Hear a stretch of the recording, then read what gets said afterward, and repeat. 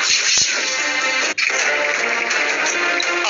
वालेकुम दोस्तों, आपको अहम और ताज़ा तरीन ब्रेकिंग न्यूज़ से आगाह करते चलें कि इमरान खान का इलेक्शन कमिश्नर से मुस्तफ़ा होने का मुतालबा। मैं आपको बताता चलूँ कि इमरान खान ने ये मुतालबा क्यों किया और किस वजह से किया और कहाँ पर किया, मैं आपको सब कुछ इस वीडियो में बताने वाला हूँ, लेकिन आपने वीडियो को आखिर तक लाजमी देखते रहना है।